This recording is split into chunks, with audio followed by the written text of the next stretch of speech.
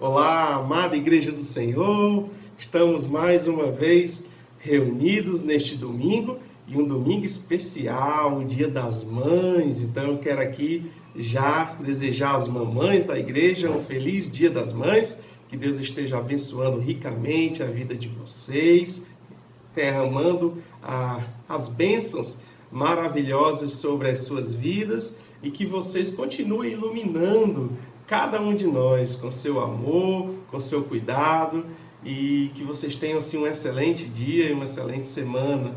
Amém? Deus abençoe a todas as mamães.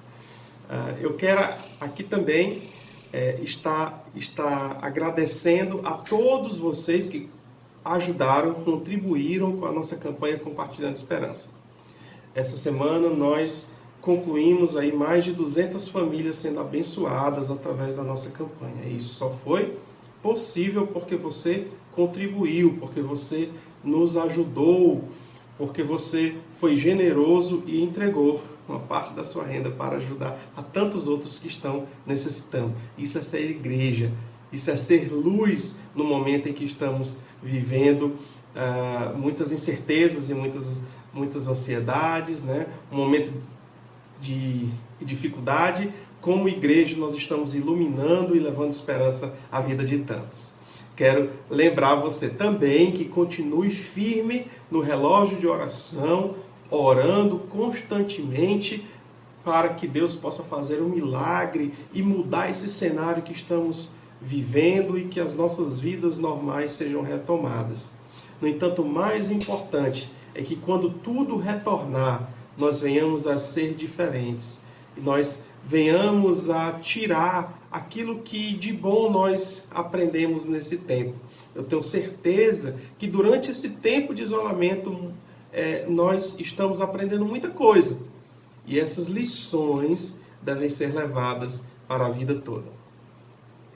Te convido agora a estar entregando o teu dízimo e realizando a tua oferta com fé, com alegria, com o coração agradecido por tudo que Deus tem te dado.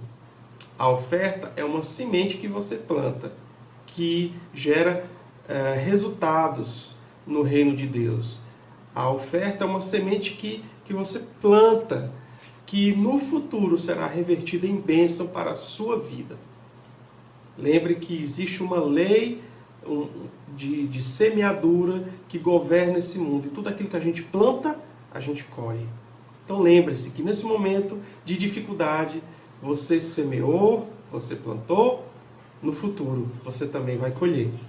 Então, as contas da igreja vão estar aparecendo aqui na tela e você tem a oportunidade de estar ofertando nesse momento de maneira virtual e de maneira online. Eu vou estar orando, enquanto isso você pode ofertar. Senhor Deus, eu quero orar, Senhor, a Ti, te pedir, Pai, que Tu possas abençoar a Tua igreja, os Teus filhos que nesse momento estão ofertando, que neste momento estão assistindo a esse vídeo, Senhor, que Tu derrames sobre eles a Tua graça e a Tua bênção. Fica com eles, Senhor, sempre. Dá fé, esperança, amor, de maneira que eles continuem firmes diante de Ti, Pai. Em nome de Jesus, amém. Amém, amado. Que Deus continue abençoando a sua vida.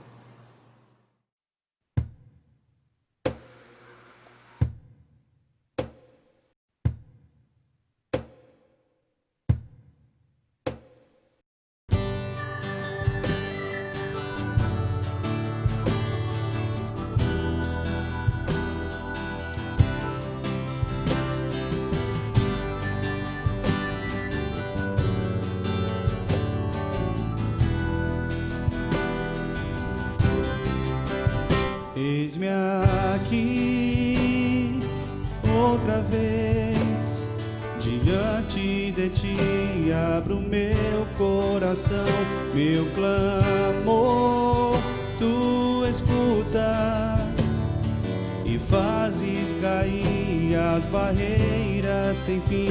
És fiel, Senhor, e dizes palavras de amor e esperança sem fim.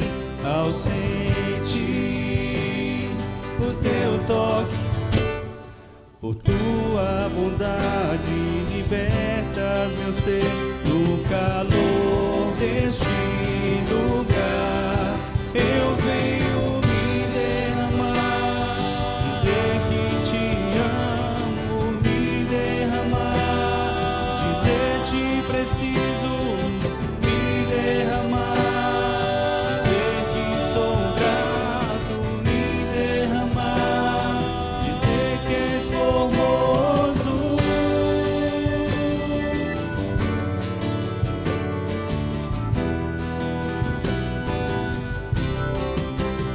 Eis-me aqui outra vez diante de ti, abro meu coração, meu clamor tu escutas e fazes cair as barreiras em mim. És fiel, Senhor, e dizes palavras de amor e esperança sem fim. Ao sentir o teu toque, por tua bondade libertas meu ser no calor deste lugar. Eu venho me derramar, dizer que te amo, me derramar, dizer te preciso, me derramar, dizer que sou grato, me derramar, dizer que és formoso, me derramar, dizer que te amo, me derramar, dizer te preciso, me derramar, dizer que sou, me derramar, dizer que és formoso.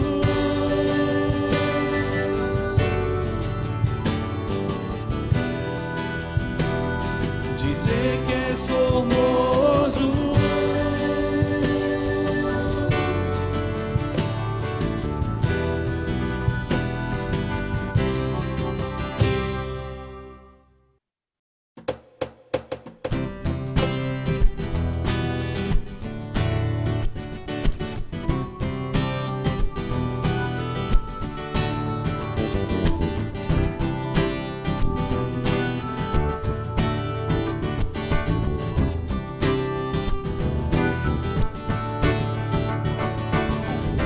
Eu te quero mais do que o ouro, eu te quero mais do que os tesouros, eu te quero mais do que a minha vida, Senhor.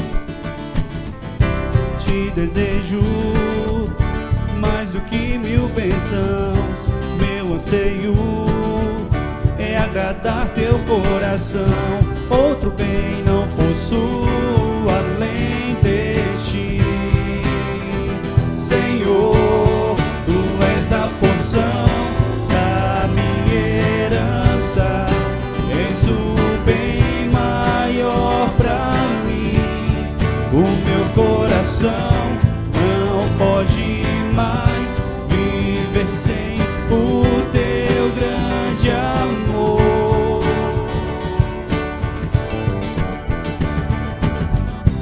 Eu te quero mais do que o ouro, eu te quero mais do que os tesouros, eu te quero mais do que a minha vida, Senhor. Te desejo mais do que mil bênçãos, meu anseio é agradar teu coração. Outro bem não possuo além deste, Senhor. Tu és a porção da minha herança, és o bem maior pra mim. O meu coração não pode mais viver sem o teu grande amor. Tu és a porção da minha herança, és o bem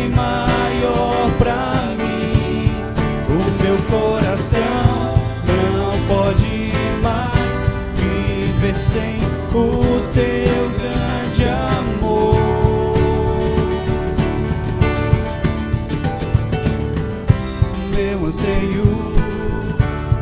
És tu, Jesus, meu anseio. És tu, Jesus, meu anseio. És tu, Jesus.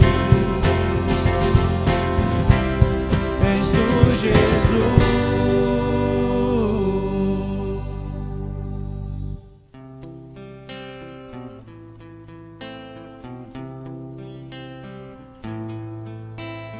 Pai, eu quero te amar, tocar o teu coração e me derramar aos teus pés.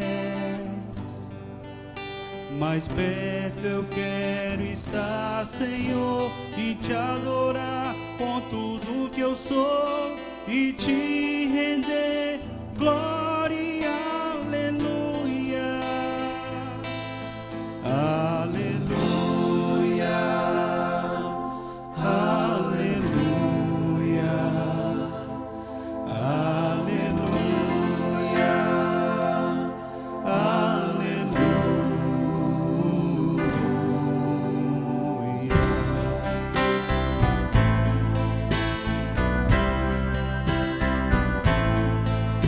Quando lutas vierem me derrubar, firmado em ti eu estarei, pois tu és o meu refúgio, ó Deus.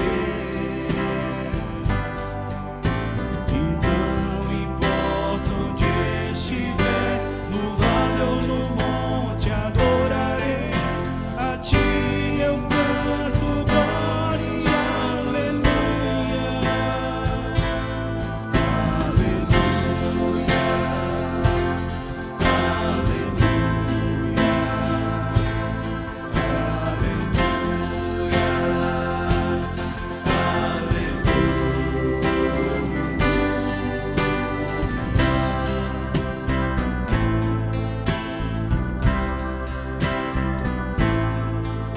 Senhor, preciso do teu olhar, ouvir as batidas do teu coração, me esconder em teus braços, ó Pai. Toda minha alma deseja a ti, junto com os anjos cantarei, tu és santo, exaltado, aleluia. Aleluia, aleluia, aleluia,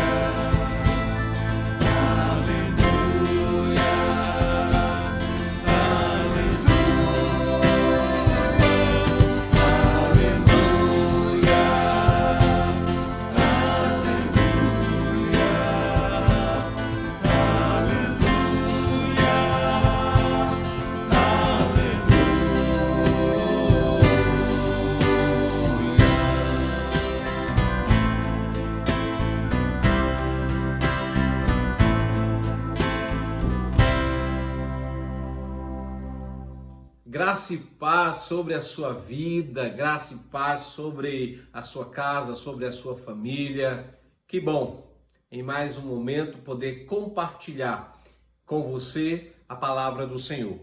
E nós vamos estudar hoje, continuando aí a nossa série de mensagens, continuando aí a nossa exposição sobre o Sermão do Monte. Hoje nós começaremos o capítulo 6. Nós vamos estudar o capítulo 6. Vamos começar hoje estudando essa nova sessão. Nós estamos chegando a uma nova sessão do Sermão do Monte. Lembrando que ele tem um tema e segue, uma linha. Jesus traz essa pregação e em nenhum momento ele se desvia da temática ali, da orientação, daquilo que ele quer trazer para os seus discípulos. Mas antes de nós lermos Mateus capítulo 6, eu quero convidar você para fazermos uma oração. Quero convidar você para concordar comigo nesse momento com a oração. Vamos orar. Pai, eu quero louvar o teu nome, eu quero te bendizer nesse momento, eu quero te agradecer por sua bondade, todos os dias manifestada sobre nós. Eu quero te agradecer por sua graça, que nos alcançou, que nos fortalece a cada dia e que nos habilita a vivermos a vida que o Senhor quer que a gente viva.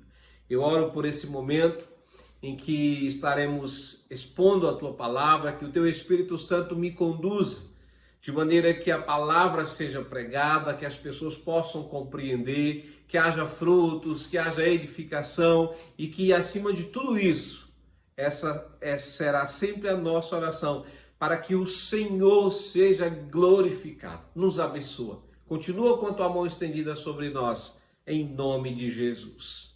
Amém. Ok, então nós vamos ler Mateus capítulo 6. Como eu disse, nós estamos chegando a uma nova sessão do Sermão do Monte. No capítulo 5, nós trabalhamos 3 sessões. Digamos que essa seria uma 4ª sessão, né? Nós trabalhamos na primeira sessão, nos versículos de 3 a 12, capítulo 5 de Mateus, quando ali, né, foi trazido para nós, trazido aos discípulos, Jesus trouxe sobre as bem-aventuranças, delineando, né, demarcando ali o perfil, né, do caráter do cristão. Ali nas bem-aventuranças nós podemos perceber claramente o perfil em poucos princípios, em poucas bem-aventuranças, ali no máximo 8, nós podemos ver o caráter do cristão sendo delineado. Ali é o caráter do verdadeiro cidadão do céu. Você que é cidadão do céu, você já é cidadão, você já é um cidadão do céu. Então ali nós temos as marcas, as evidências, as características daquele que faz parte do reino de Deus, que é cidadão dos céus. Isso nós vimos na primeira sessão. Na segunda sessão, nós já vimos a função, né? Uma vez descrito quem nós somos, lá nas bem-aventuranças, de 13 a 16, nós temos aqui como é que nós devemos reagir diante desse mundo. Qual é o nosso papel, qual é a nossa função, né? Qual é o propósito, o que nós devemos fazer. Nós vimos isso em 13 a 16 e também a reação, né? Como é que o mundo reage diante daqueles que são cidadãos do reino dos céus. E a terceira sessão, que foi a última que a gente viu, do versículo 17 ao 48, Jesus abordando a relação do crente, né, entre o crente e a lei de Deus. E aí a gente conversou sobre a interpretação, na maioria das vezes errada, por parte dos escribas e fariseus, focando apenas na letra da lei, deixando de lado os pormenores, aspectos extremamente importantes, na verdade, deixando de lado o espírito da lei. E Jesus vem e faz um contraste aí daquilo que realmente o que a lei queria dizer, daquilo que realmente a lei estava dizendo, diferente do que os escribas estavam ensinando. Então a gente viu isso até o versículo 48. E finaliza o versículo 48 com aquele versículo extraordinário, aquela exortação extraordinária para todos nós. Não sei se você lembra do versículo 48. Portanto, sede vós perfeitos, como é perfeito vosso Pai Celeste. E aí o desafio, finalizando nessa primeira parte, essa terceira sessão do capítulo 5 com esse versículo. Agora nós vamos para uma sessão inteiramente nova, que é o capítulo 6, que envolve todo o capítulo. Vamos ler? Mateus, você pode pegar a sua Bíblia, por favor. Mateus capítulo 6, a partir do versículo 1. Vamos ler. Guardai-vos de exercer a vossa justiça diante dos homens, com o fim de ser vistos por eles. De outra sorte, não tereis galardão junto de vosso Pai Celeste. Quando, pois, deres esmola, não toques trombeta diante de ti, como fazem os hipócritas, nas sinagogas e nas ruas, para serem glorificados pelos homens. Em verdade vos digo que eles já receberam a recompensa. Versículo 3. Tu, porém, ao dares esmola, ignore a tua mão esquerda o que faz a tua mão direita, para que a tua esmola fique em secreto, e teu Pai que vem em secreto te recompensará. E quando orardes, não sereis como os hipócritas, porque gostam de orar em pé nas sinagogas e nos cantos das praças, para serem vistos dos homens. Em verdade vos digo que eles já receberam a recompensa. Versículo 6. Tu, porém, quando orares, entra no teu quarto e, fechada a porta, orarás a teu pai que está em secreto, e teu pai que vem em secreto te recompensará. E orando não useis de vãs repetições como os gentios, porque presumem que pelo seu muito falar serão ouvidos. Não vos assemelheis, pois, a eles, porque Deus, o vosso Pai, sabe o que tendes necessidade antes que lhe peçais. Versículo 9. Portanto, vós orareis assim: Pai nosso, que estás nos céus, santificado seja o teu nome, venha o teu reino. Faça-se a tua vontade, assim na terra como no céu.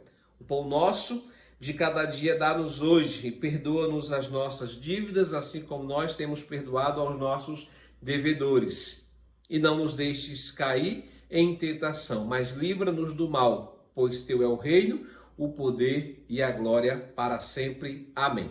Porque se perdoardes aos homens as suas ofensas, também vosso Pai Celeste vos perdoará. Se, porém, não perdoardes aos homens as suas ofensas, tampouco vosso Pai vos perdoará as vossas ofensas.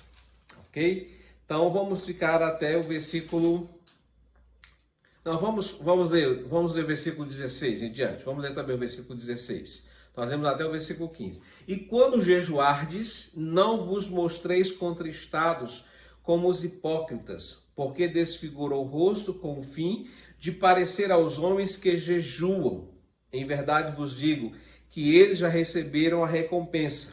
Tu, porém, quando jejuares, unge a cabeça e lava o rosto, com o fim de não parecer aos homens que jejuas, e sim a teu pai que em secreto, e teu pai que vem em secreto, e teu pai, que vem em secreto te recompensará. Versículo 18. Então vamos ver, vamos tentar nessa oportunidade tratar aqui do versículo 1 até o versículo 18. Nós temos aqui no capítulo 6 a apresentação do quadro do cristão que vive neste mundo na presença de Deus, em submissão ao Senhor e em completa dependência a Ele.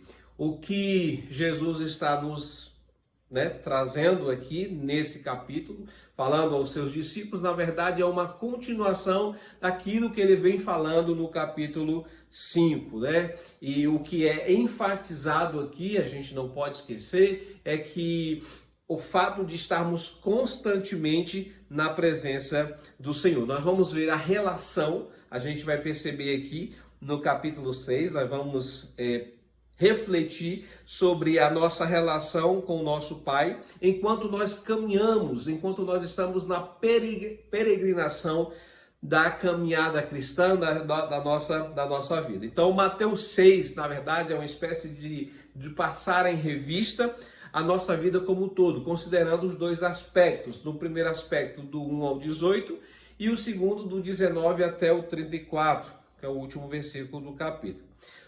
Nesse primeiro aspecto, que é o que nós vamos tratar hoje, de 1 a 18, nós vamos ver a questão da nossa vida religiosa, da nossa espiritualidade, melhor dizendo, sobre a cultura e a nutrição da nossa alma, a nossa piedade, enfim, nós vamos tratar sobre isso, sobre mais especificamente do nosso relacionamento com o Senhor. Então ele vai tratar exatamente sobre essa questão.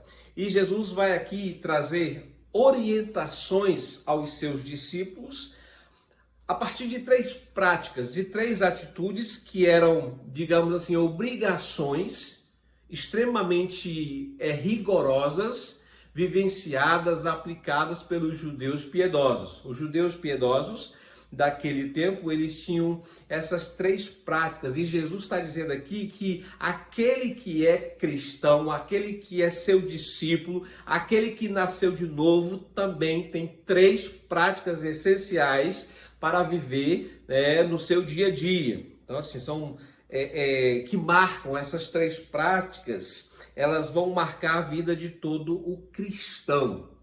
É isso que ele vai tratar. Então, quais são elas? São essas 3 marcas que nós vamos trabalhar hoje. Primeiro, ele fala de dar esmolas. Segundo, ele fala sobre a prática da oração. E terceiro, ele vai falar sobre a prática do jejum. Então, essas três são três práticas, três principais obrigações religiosas que os judeus, eram acostumados a fazer, acostumados a praticarem, e que Jesus também vai exigir dos seus discípulos. Só que tem aqui um princípio, antes de falar das obrigações, antes de adentrar nas obrigações, ele vai enfatizar um princípio extremamente importante. Eu quero que você preste atenção no versículo 1, tá? Veja aí no versículo 1 do Mateus 6. Guardai-vos de exercer a vossa justiça diante dos homens, com o fim de serdes vistos por eles. De outra sorte, não tereis galardão junto de vosso Pai Celeste. Jesus, antes de falar das práticas e de orientar os seus discípulos, ele está trazendo um princípio extremamente interessante. Em nossas ações não se deve haver ostentação nenhuma, e muito menos a busca de uma aprovação social. Porque se isso acontecer, nós já perdemos a nossa recompensa. Atos públicos de obediência são extremamente valiosos e honrados. Isso sem dúvida, isso não tira nenhum mérito, né? Qualquer ação que a gente fizer de obediência de maneira pública, isso é valioso e honroso. Mas se são feitos apenas por uma questão de reconhecimento público, nós perdemos, ou seja, não haverá recompensa da parte de Deus. Então Jesus estabelece princípios para a espiritualidade na vida religiosa. Poderíamos dizer que esses são princípios para uma verdadeira espiritualidade.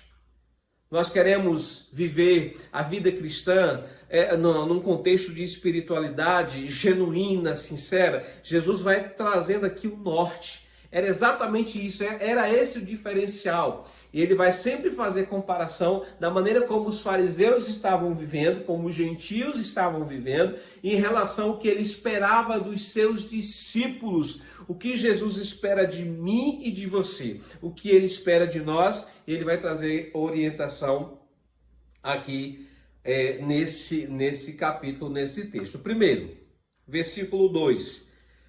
Dos versos 2 a 4, ele vai falar sobre a primeira prática, que é dar esmolas. É um termo assim, não é muito comum a gente usar. Não, está dando uma esmola. É uma palavra que não tem, digamos assim, muita aceitação.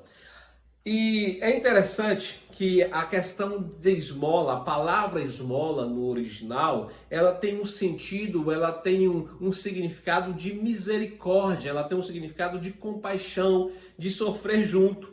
Então, essa primeira atitude que Jesus espera do seu discípulo é uma atitude de que ele seja compassivo, de que ele seja misericordioso. E é interessante que o versículo começa dizendo quando. Isso subentende, né? A gente tem essa compreensão de que não é se ele der esmola. Ele está demonstrando aqui que é uma prática normal, natural na vida daquele que é discípulo de Jesus. Ele diz, quando, pois, deres esmola, então isso faz parte, dar esmola, ser generoso, ser benevolente, ser compassivo, se importar com o outro, isso é uma prática do cristão. Jesus deixa isso bem claro, tá? Então ele vai trazer uma orientação diferente de como faziam os escribas. Ele diz assim, olha, só que quando você fizer esmola, não toques trombeta diante de ti, como fazem os hipócritas. Era interessante que o contexto aqui é que quando eles estavam, por exemplo, na sinagoga, que alguém desse uma oferta maior, então se tocava uma trombeta e aquela pessoa que deu uma oferta maior, ela era chamada à frente, ela sentava ao lado do rabino, né, e ele era honrado e aquilo era, enfim, era, digamos assim, toda essa cerimônia, na verdade, para atrair a atenção e a aprovação dos outros. Jesus está dizendo, olha, não façam isso, não sejam como os hipócritas nas sinagogas. Aqui o hipócrita está falando daquele que é um ator, daquele que representa um papel, daquele que não está falando aquilo que é da sua vida real. Ele faz uma representação. Não sejam como os hipócritas nas sinagogas ou nas ruas para serem glorificados pelos homens. Eles davam esmolas, eles faziam essas ofertas, eles eram generosos, mas a motivação deles era para que as pessoas o aplaudissem, as pessoas o honrassem, né? E Jesus está dizendo, em verdade eu vos digo que eles já receberam a recompensa. Aí ele vai falar o seguinte no versículo 3. Tu, porém, ao dares esmola, ignore a tua mão esquerda o que faz a tua mão direita. Ou seja, ele tá trazendo aqui um ensinamento de que nós devemos fazer a coisa de uma maneira tão secreta, tão sem alardes, tão sem demonstração, que o que eu faço com a mão direita foi, digamos assim, de uma forma tão sutil, tão escondida, que nem mesmo a minha mão esquerda percebeu. Ele está falando o quê? Que eu não devo refletir sobre aquela ação, não se deve ter nenhuma forma de tratar aquilo como importante, ou seja, eu devo deixar aquilo de maneira desinteressada. Somente Deus deve saber o que é dado, né, em segredo. Então é mais ou menos isso que ele está fazendo. E no sentido de dar esmola, né, dar esmola, tem o seguinte entendimento. É tentar ajudar a alma e o corpo, né, do próximo através do sacrifício voluntário de si próprio. Dar esmola tem essa significação. É você tentar ajudar a alma e o corpo do próximo, né, através do sacrifício voluntário de si próprio. Então, Jesus estava orientando os seus discípulos a fazerem isso. E nós devemos fazer sim, né? Porque a esmola tem a ver com a questão da misericórdia, da compaixão, e nós devemos agir com atitude de misericórdia, mas com a motivação correta. O que Jesus está dizendo aqui para eles, olha, vocês precisam ter a motivação correta. A motivação correta de nós ajudarmos o outro, de nós abençoarmos a vida de outra pessoa, é para que essa pessoa realmente seja abençoada, para que ela supra a sua necessidade e, acima de tudo, para que Deus seja glorificado. Jesus está trazendo essa orientação para os seus discípulos. A misericórdia, ela deve fazer parte da nossa vida porque ela é uma expressão legítima da espiritualidade cristã. Não existe uma espiritualidade verdadeira sem uma atitude de misericórdia. Um coração regenerado, ele se evidencia através de diversas atitudes. E uma delas é com atos de misericórdia, ou seja, uma pessoa que é transformada, uma pessoa que é alcançada pela graça, uma pessoa que foi regenerada, ela tem ações, ela tem atitudes e iniciativas de misericórdia para com o próximo. Socorrer os necessitados é uma expressão da nossa fé genuína, da nossa fé verdadeira. Então era isso que ele estava dizendo, olha, vocês têm que fazer isso. Isso faz parte da nossa vida, mas com a motivação certa, não simplesmente para atrair a atenção das pessoas para vocês, não para que vocês busquem o reconhecimento das pessoas, mas para que Deus veja e Ele vendo, Ele venha nos recompensar. Ok? Então essa foi a primeira prática orientada pelo Senhor. A segunda é como se deve orar.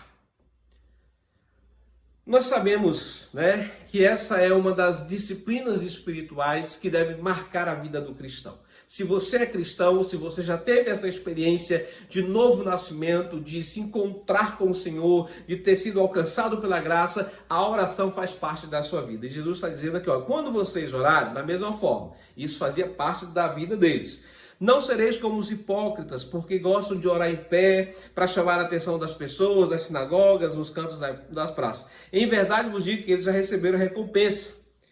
Tu, porém, quando orares, entra no teu quarto, fechada a porta, ora teu pai que está em secreto, e teu pai que vem em secreto te recompensará. E ele vai fazer aqui duas orientações. Olha, não sejam como os hipócritas, que centralizam a oração em si mesmos, são egoístas, estão pensando nos elogios que vão receber, nos aplausos ou nas honrarias que querem receber, esperam receber das pessoas. Mas ele vai dizer também que nós não devemos fazer as nossas orações como os gentios. Como era que os gentios faziam? Como era que os pagãos faziam as suas orações? Eles recitavam repetidamente suas orações aos seus deuses, achando que por repetir aquela oração, falando a mesma coisa ao mesmo tempo, eles seriam ouvidos pelos seus deuses. Aí Jesus disse, olha, não sejam como os gentios, não sejam nem como os hipócritas que oram para chamar a atenção para si, e nem como os gentios que usam de vãs repetições, porque presumem que pelo seu muito falar serão ouvidos. Não vos assemelheis, pois, a eles, porque o vosso Pai sabe o que tendes necessidade antes que o peçais. Jesus está orientando aqui sobre a oração, né, para que a gente não seja nem como os hipócritas, nem como os gentios. Agora ele vai trazer uma espécie de esboço, uma estrutura a qual as nossas orações devem ser feitas. Por exemplo, a minha oração e a sua oração, ela deve ser esboçada dentro desse modelo. Jesus traz aqui um modelo que vai confrontar os escribas que estavam ouvindo ali, né? Principalmente ele vai dizer assim, olha, portanto vós orareis assim. Então ele passa a ensinar aqui. Essa oração não é para que você esteja repetindo-a ao tempo todo, 2, 3, 4, 5 vezes ao dia, não. Aqui nós temos um esboço, nós temos uma estrutura, nós temos um modelo, nós temos princípios que devem ser observados, que devem ser seguidos, sempre que nós formos orar, sempre que a gente for, né, ter a nossa oração. Aí ele vai dizer assim, orareis assim, Pai Nosso. Isso aqui já foi chocante. A expressão Pai, quando Jesus se refere a isso, para os judeus isso foi chocante, porque a relação deles com Deus era apenas no contexto de uma transcendência, uma coisa mais distante, uma coisa de Rei do Universo, do Senhor Criador. Eles não tinham essa intimidade, eles não tinham essa familiaridade. E Jesus está dizendo assim, olha, a nossa oração deve ser nesse nível de intimidade, deve ser nesse nível de familiaridade. Chamar Deus de Pai é entender que nós somos filhos. Só pode fazer essa oração quem é discípulo, só pode fazer essa oração quem já entendeu a graça. Porque é chamá-lo de Pai, entender que nós somos filhos por causa da sua graça, porque Ele nos escolheu através de Cristo Jesus, porque Ele nos salvou. Então nós temos esse entendimento. Aí ele vai dizer, olha, então essa é a primeira orientação. A nossa referência a Deus é chamá-lo de Pai. Isso falando de uma familiaridade de maneira reverente, né? De uma intimidade, de uma aproximação. Pai Nosso, que aí ele não fala, ele tira do contexto da individualidade para o centro de uma comunidade. O Pai não é meu, mas o Pai é nosso, então fala do contexto dessa comunidade. E ele vai dizendo, Pai Nosso, que estás nos céus, né? Santificado seja o teu nome, venha o teu reino, e seja feita a tua vontade. Então nós temos 3 princípios aqui, 3 pedidos aqui. Glorificar o nome do Senhor, que venha o teu reino e que seja feita a sua vontade. Então as nossas orações, a nossa oração, ela deve começar assim, nesse nível de intimidade, exaltando o caráter. Quando fala santificado seja o teu nome, nós precisamos entender quem Deus é. O nome está relacionado ao caráter. Deus é santo, então nós precisamos orar com esse entendimento de que Deus é santo, santificado seja o teu nome, e ao mesmo tempo que venha o teu reino e seja feita a tua vontade. Então esse é o norte para mim e para a sua oração. Eu não tenho que falar isso de maneira aleatória, eu tenho que entender que o Deus a quem eu estou orando é um Deus santo, que o seu reino seja estabelecido, e que a sua vontade seja feita. Para que a vontade de Deus seja feita, eu preciso conhecê-la e ao mesmo tempo eu preciso me submeter a ela. Não é a minha vontade, não é aquilo que eu quero, mas é a vontade do Senhor. Olha o que nós estamos dizendo para o Senhor. Deus, que seja feita a sua vontade. E em boa parte, né, das situações ou das circunstâncias, a vontade de Deus, ela é diferente da nossa, na maioria das vezes.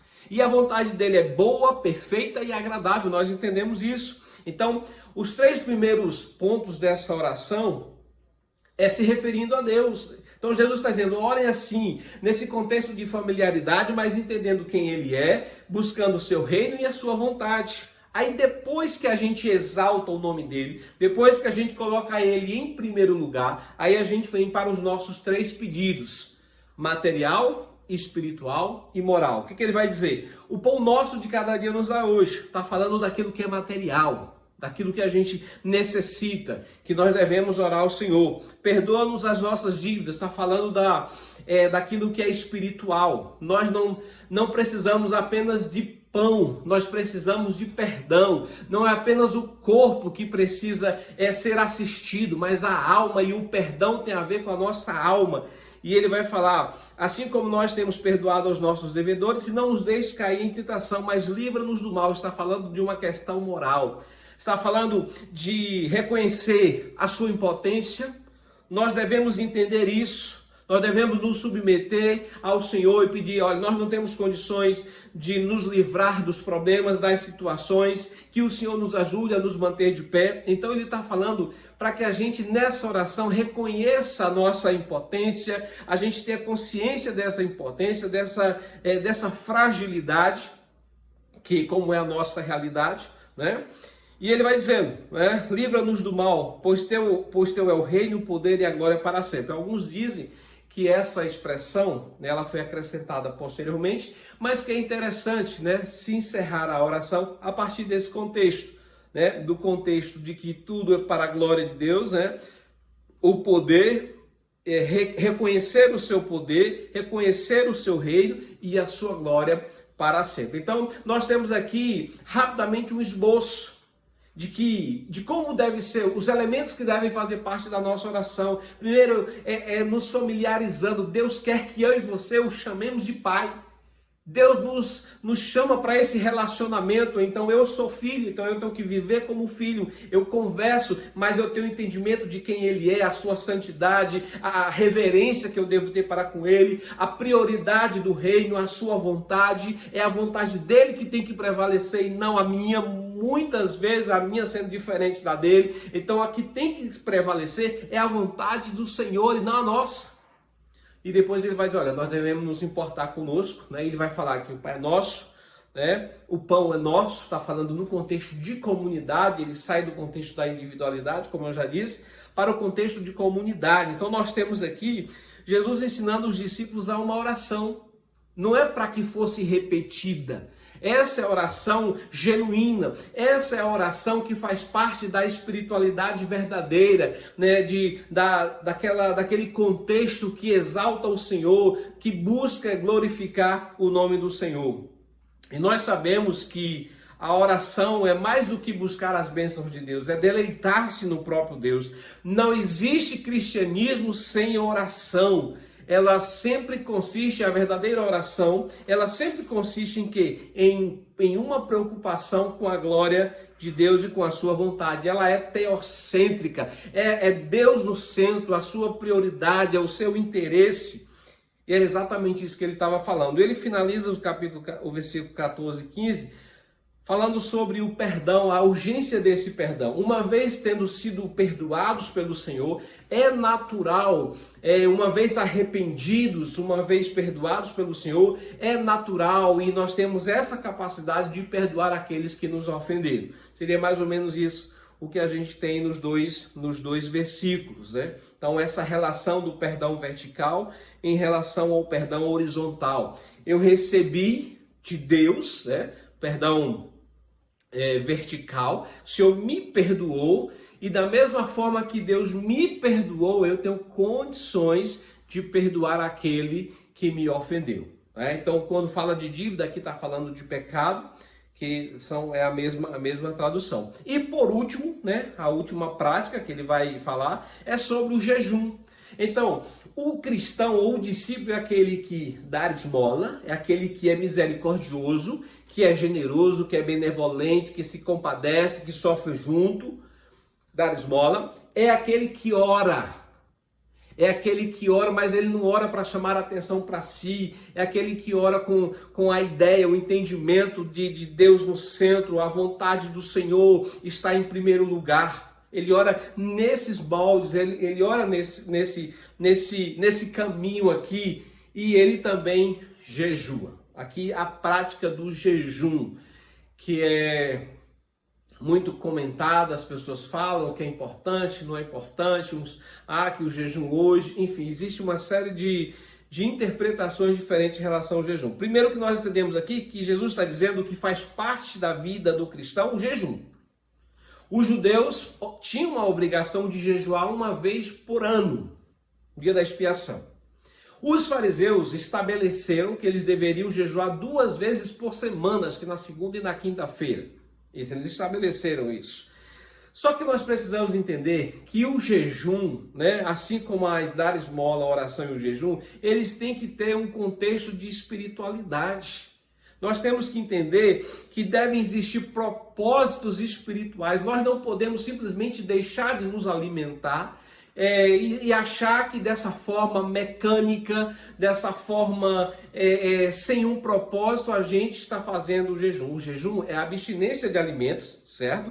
Com vista a propósitos espirituais. Isso Martin Lloyd Jones vai falar, né? Vai defender essa ideia de que a noção bíblica do jejum é por certos objetivos e razões espirituais. Então, quando nós temos razões espirituais, motivos espirituais, nós jejuamos. E esse jejum ele está ligado a uma espécie de humilhação, de quebrantamento, de arrependimento.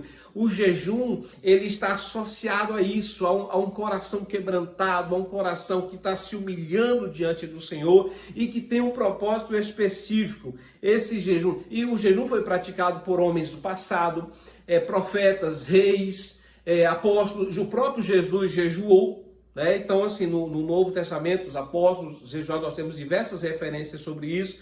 Fez parte da vida dos reformadores, né? De momentos de avivamento. George Whitefield e os irmãos Wesley também experimentaram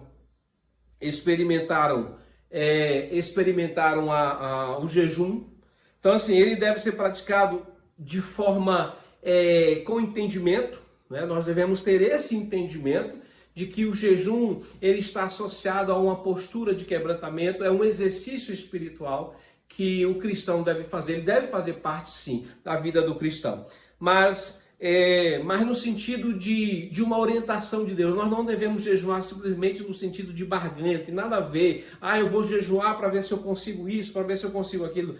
Esse não é o jejum bíblico, esse jejum não é aceito, não é visto, não é, digamos assim, requerido por Deus. O jejum que Deus aceita é aquele quando nós estamos com a nossa vida alinhada com Ele, quando há um entendimento do Senhor, quando existe uma necessidade percebida por nós espiritualmente, então nós nos abstemos de alimentos. Na verdade, é uma disciplina espiritual que nós precisamos aplicar no nosso dia a dia.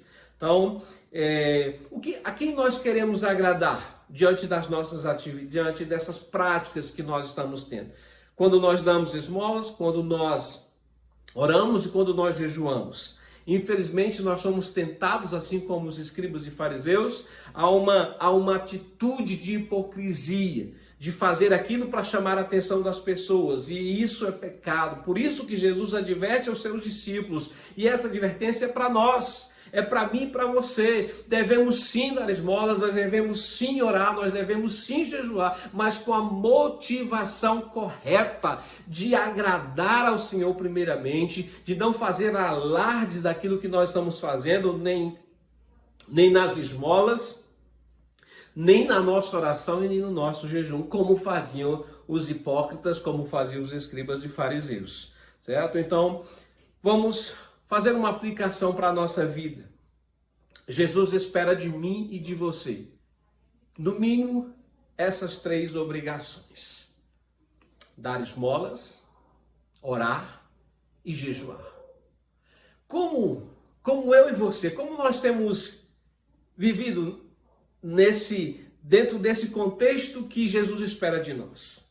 Você tem feito isso? Você tem sido misericordioso? Você tem sido generoso?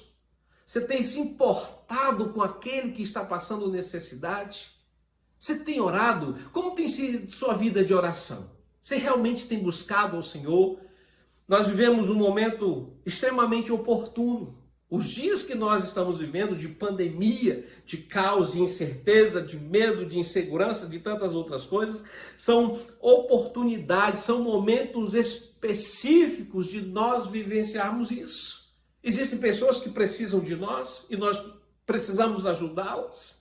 Existem pessoas que precisam não apenas do alimento, mas também da oração. E nós precisamos organizar a nossa vida, disciplinar a nossa vida espiritual.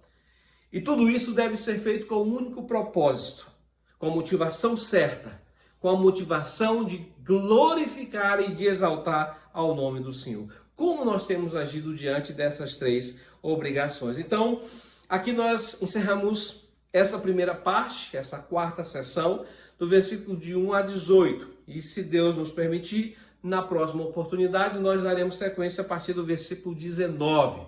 Mas fique atento, essa orientação de Jesus aos seus discípulos do que nós devemos fazer como discípulos do Senhor. Vamos orar.